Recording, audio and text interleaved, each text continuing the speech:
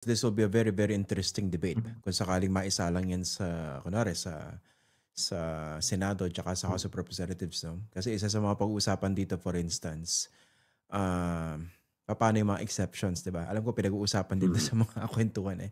Example, si President Marcos, pinsan niya, kapatid niya, si Amy Marcos. Pero basically, who needs enemies kung kapatid mo si Amy Marcos? Di ba?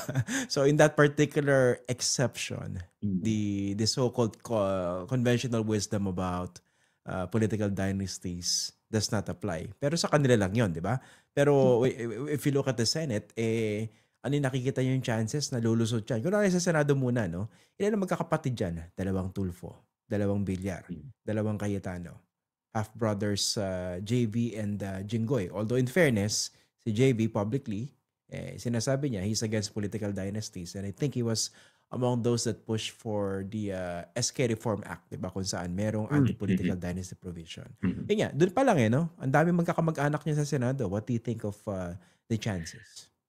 So, I think actually yung case nga ni President Marcos and Senator Amy, interesting siya kasi kahit kasi sa grupo namin yung medyo novel idea ni Doc Melay Abaw sa Ateneo is, mag-recruit tayo ng mga parang mga galing dynasty din na mag-a-advocate dito sa anti-political dynasty law, 'no? And mukha naman may mga such advocates, 'no? Um, Siguro hindi ito yung pinakamahalagang aspekto ng anti-political dynasty law. Definitely yung governance outcomes yung mahalaga. Pero may aspect din siya na nakakasira din sa mismong families involved yung nagkakasabay sila sa gobyerno, 'di ba? Na parang, okey kung may pagtatalo sa posisyon, imbis na parang puwede mo siyang pag-usapan either professionally bilang mga colleagues o parang isang space 'yan o alternatively puwede mo siyang pag-usapan personally na kayong mga magkakamag-anak lang. Parang nahahalo yung dalawa tsaka nagiging sobrang toxic yung bunga nun kaya medyo Yeah. yun yung nakita natin kina Senator Amy and, President Marcos. So, in a way baka nga good for them na magkaroon nga ng anti-dynasty na um, hindi nagkakaroon ng gano'ng dynamic, 'no? Pero that being said, dun sa exceptions, I think interesting point nga 'no na, ano yung mangyayari kung ayun may dalawang, ah kamag-anak pero hindi sila nagkakasundo, sino yung papayagang tumakbo, 'di ba? I Yeah. think I've heard some versions na toss coin, I've seen some versions na siguro yung mas bata yung papaboran kasi yun yung mas bago and since we want to be changing. Iba-iba 'no? And I think, mahalagang subaybayan yung debate na yun. And I think, I think sa grupo namin we had those discussions pero sa I think what was important for us was to lay out, ito yung gusto nating ma-achieve 'no, na sa ganitong mga posisyon hindi puwedeng may, dalawang magkakamag-anak or more within the fourth degree of consanguinity. And then yung specific points na yun, we look forward to engaging in yung debates on how best to implement. Pero mahalaga na i-set natin yung goal na ito yung Yeah. gusto nating makita. Oh, definitely. Pero siyempre nga, pag-uusapan dyan yung mga detalye kasi knowing these legislators, dati no medyo umiinit yung usapan sa political dynasties. Iba na memiloso po. Iba naman, understandably, legitimate yung mga concerns specifically, no? Mm. Kasi basically, isang idea rito, kayo magkakamag-anak, you settle it within the family. But it's not as easy Mm. as saying it. That for them, it can be settled from within the family. Ito example, no? Paano kung nag-insist talaga, isang malaking angkan? Hindi, talagang ako, okay ako eh. Talaga ako dapat yung tumakbo. Mag-i-insist yung isa, hindi gusto kong tumakbo. Tapos sabay nag-file. So, how at least sa mga preliminary discussions ninyo, no? Did you ever cover situations like this? Kunwari, talagang nag-insist na Yeah. hindi, gusto kong tumakbo. So, ano yun, lahat disqualified dahil walang gusto magparaya. So again yung tatlong versions na narinig ko na napag-usapan na possible solutions dun and we haven't taken a position kung ano yung pinakamaganda ay ayun, toss coin. Kasi Yeah. parang tayo sa election may toss coin naman talaga sa sistema natin, so fair yun. Yung isang version yung mas bata yung papaboran, yung isang version naman yung incumbent yung papaboran, 'no? Mm. Pero again, that's not perfect kasi paano kung, hindi sila kung walang incumbent, parang sabay silang pumasok. So again, there are many options na puwedeng gawin. Pero I think and then also kasi ano, eh, may aspekto din na ano, eh, parang hindi lang ano, minsan may dalawang kamag-anak na ayun nag-i-insist sila na tatakbo sila.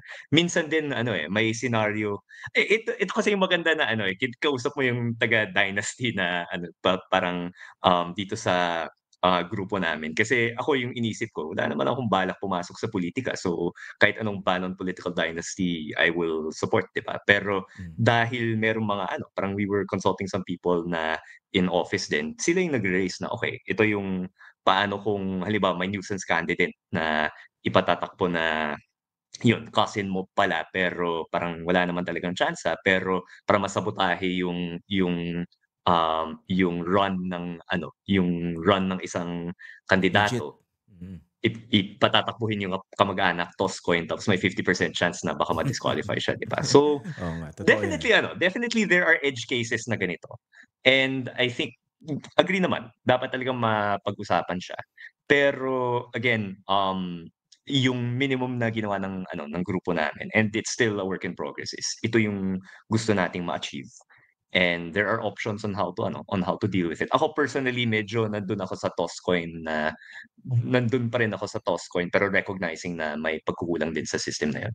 But, ayun, parang this is yung goal natin, and then ayun, mahalaga na we have these discussions din kung ano yung specific points.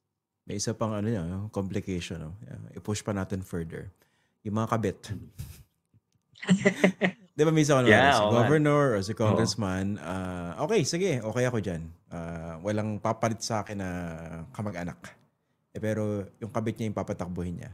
And basically, he would still be running the show. Diba? Ayun, hindi So I na-cover think yun. Dahil hindi sila magkadugo, di ba? true, oo. Kasi ano, eh, affinity 'di ba? So kung kasal bawal 'yun, pero kung kabit bawal nga. Kung illegitimate child, I think ano, parang puwede namang pag-usapan na bawal din dapat yung illegitimate child kasi may clear blood relation naman 'yun, eh. Pero Mm. 'pag kabit na yung pinag-uusapan dahil hindi nga 'yan legally binding, parang gagawa pa ba tayo ng legal definition kung ano yung kabit? Or I guess baka kung common law wife baka it can apply, pero ayun kung ano, kung fling lang. I think ano, eh, I'll be honest na ano, eh, I think definitely we want a version na may ngipin na anti-political dynasty law. So far-reaching as possible para yun, I think para sa akin kulang yung ano, eh, kulang yung versions na halimbawa second degree lang. Kasi that's just ano, um kapatid tsaka, apo 'no, hanggang apo, anak, apo, kapatid yung pinagbabawal.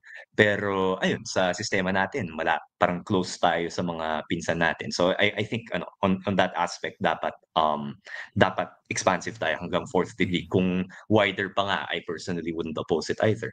Pero may certain areas na ayun, kung kabit o isang matalik na kaibigan yung patatakbuhin, I think, to a certain extent some things should be left to the voter din, 'no? Yeah. And I realize na medyo ano, I realize na medyo maraming beses na tayong nabigo dito sa mga elections natin. Pero kailangan parang we can't I think you can't legislate completely away Yeah. kung ano yung papel ng Mm. botante na kung gusto Mm. nating ma-achieve na, may diversity talaga dito sa, liderato natin, parang kailangan din yang gawin ng botante. Hindi hindi yan maso-solve ng todo ng anti-political dynasty law. Mm. Actually, yun yung gusto kong tumbukin na punto rito dahil hindi naman pwedeng i-legislate lahat yan. And Mm. it has to stop, it has to start somewhere. Itong tinatawag natin political tsaka electoral reform. And pag naisulong lahat yan ng sabay-sabay, kumbaga mababago mo yung kultura, eh. Mas magiging mulat yung mga tao. So, in the end, for instance, kunwari, someone tries to circumvent the anti-political dynasty law by making yung kabit to run. O kaya siguro lover, di ba? Jowa. So, kumbaga mas magiging aware yung mga tao, mas magiging mulat sila, mas magiging malakas sila para piliin yung tama. And for them to realize na, teka, this guy is trying to circumvent the law. Diba? Pero we need to start somewhere, itong political dynasty. Mm. Ang isa kong tanong, sige, go Isang ahead. aspect din just to share, parang may naalala lang din kasi ko, parang kasi ano, eh, sa ibang bansa debating term limits, 'di ba? Hindi Yeah. siya tayo meron pero hindi siya accepted sa iba. Tapos yung isang argument daw sa term limits ay okay, parang medyo gets ng mga ano, ng mga advocates yung temptation na iboboto mo yung isang legislator na subok niya kasi sanay na siyang ano, parang mag-advocate dun sa distrito niyo, 'di ba? Pero Mm. yung idea ng term limits ay, okay, sabay-sabay nating i-let go yung gano'ng pulitiko para patas pa rin yung playing field, 'di ba? Kasi kung halimbawa ano, may isang pulitiko na for 12 years, 15 years, 18 years nandun na siya. Parang on the one hand, dapat palitan na siya kasi magiging kampante siya. Pero on the other hand, kung alam niya yung parang inner workings of Congress na maitutulak yung concerns ng district, may incentive na iboto niyo pa rin siya. So, the idea of term limits is, okay, sabay-sabay nating ile-let go yung mga incumbents natin para may fresh na papasok. I think may gano'ng argument din sa dynasty, na at a basic level, kung ano, parang 'pag naipasa yung batas, sabay-sabay nating biglang mare-reduce yung bilang ng mga dynasts sa Kongreso o sa iba't ibang mga LGU, then may chance na may bagong pumasok and then we can build from there. Yeah. So, siguro yun yung exciting din na kung maipasa natin 'to, hindi maiwasan may mga kabit tsaka close friends na tatakbo in place of family members. Pero exciting din to see kung sino yung bagong Yeah. makakapasok. Yung problema basically ano siya, this is not healthy, for a democracy itong political dynasty, especially matataba. Kasi talagang Mm, nalilimit natin yung choices, available to voters and, makikita natin concentrated yung power dito sa mga clans at sila nagde-decide. 'Di ba sabi nga ng mga political scientists katulad ni, Professor Julio Tehanqui, ang nagde-decide hindi yung ano, political parties, Dahil basically mm. ano yan, existent on paper. Instead political clans yung nagde-decide, 'di ba? So, isang problema rito for instance, ito 'no, gagamitin kita example, Kunwari hindi ka ano, hindi ka from the Aquino clan. Si Mm. Kiko, marami nagsasabi very, very ano yan, very, very qualified, very, very competent to run for government. Pero pag tinanong mo siya, of course, hindi siya tatakbo. Pero ang point is, how many Kiko Ds do you have in the Philippines who might be more competent, even more qualified, with better character to contest a particular seat being held by a political dynasty? Diba? Ang problema, hindi natin sila makikita masyadong lilitaw dahil nga concentrated yung kapangyarihan sa mga political dynasties. Ang sa akin pala, hindi ba dapat i-push further na ito? Kung magkakaroon ng anti-political dynasty law, edi pag-usapan na natin yung mas malawakang reforma pagdating sa ating sistema ng eleksyon. For instance, dahil masyado magastos ang eleksyon natin, di ba? Miski may mga gustong tumakbo, paano ka naman makikipagsabayan sa paggasta dito sa mga mayayamang mga kandidato, hindi ba? Or linawin din natin kung ano, kung beneficial owner ka ng isang government contractor, dapat ano, parang counted ba as Tama. contribution ba yun o hindi sa SOSE, 'di ba? Dapat Mm. linawin din natin yun. Pero isang point din na actually kasama namin si, Prof. July dito sa Anti-Dynasty Network, and then I think yung mahalagang punto rin niya ay bagamat isang malaking panalo sa atin kung maipapasa natin yung anti-political dynasty, hindi yun yung buong laban, 'di ba? So, marami ring, kailangang maipasa na ayun, dun sa campaign finance reform, yung isang policy din na mahalaga yung anti-party switching kasi yung Yeah. nangyayari kaya kumbaga nagiging dominante yung dynasty sa isang partido ay, yun parang kapag biglang iba yung nasa poder, lilipat ng partido yung ibang tao and everything. Pero yung idea is kung wala tayong party switching, then in halimbawa yung dalawang dynasty sa loob ng isang partido kapag hindi nakuha ng, dynasty A yung nomination ng halimbawa ng Nationalista Party, Tama. then kung walang anti-party switching law, kung matutuloy yung nangyayari ngayon, si Dynast A lilipat siya ng ibang partido tapos dun niya kukunin yung nomination tapos sila-sila lang din yung pagpipilian natin. Pero kung locked in sila sa isang partido, and then the dynasties are forced to compete with each other tapos isa lang yung puwedeng tumakbo doon.